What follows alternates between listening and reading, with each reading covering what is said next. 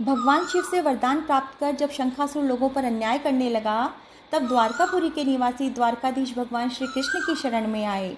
उन्होंने शंखासुर से बचाने की प्रार्थना की। श्री कृष्ण ने अपनी कुलदेवी हरसिद्धि माँ की अपनी सभी पटरानियों के साथ विधिवत पूजा की। माँ प्रसन्न होकर बोली, क्या वरदान चाहते हो? श्री कृष्ण ने कहा, माँ मुझे शंखासुर का वध करना है। वह लोगों पर अत्याचार करके समुद्र पार चला जाता है।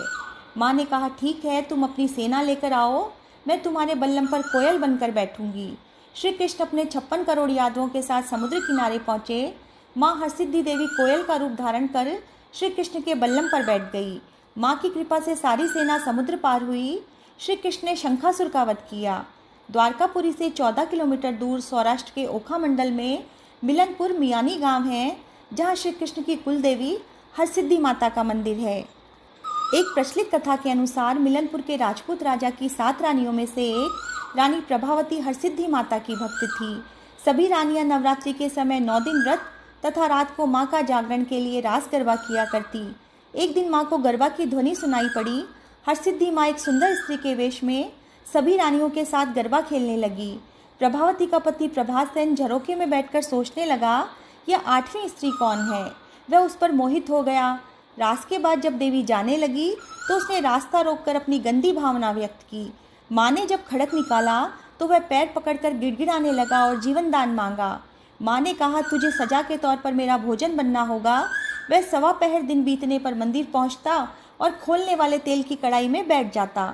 जब वह तल कर तैयार होता तो माँ उसका भोजन करती और फिर से उसे इंसान बनाकर उसके घर भेज देती। एक दिन उसका मौसेरा भाई विक्रमादित्य, जिन्होंने विक्रम संवत की शुरुआत की थी, मियानी पहुंचे। दोनों भाई मिले। हालचाल में प्रभात सेन ने अपनी आपबीती सुनाई। दूसरे दिन वीर विक्रम प्रभात सेन के कपड़े पहनकर सुगंधित तेल लगाकर कढ़ाई में बैठ गए। माँ ने उनका भक्षण करने के बाद पूछा कि तुमने ऐसा क्यों किया? तो उन्होंने कहा, माँ मेरे भाई को मुक्ति दे दो। माँ प्रसन्न हुई। विक्रमादित्य ने कहा, माँ मैं आपकी सेवा करना चाहता हूँ। उज्जैन का मालवा प्रदेश आपके आने से पवित्र हो जाएगा।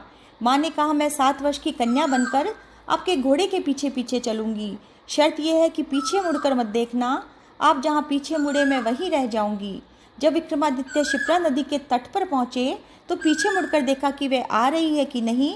देवी ने कहा, तुमने अपना वायदा तोड़ दिया, अब मैं यहाँ से नहीं जाऊँगी। देवी 1.25 पहर रात बीते पहुँची थी, इसलिए वहाँ के मंदिरों में रात को तथा कोपला पहाड़ी पर दिन को हरसिद्धि माँ की पूजा होती है।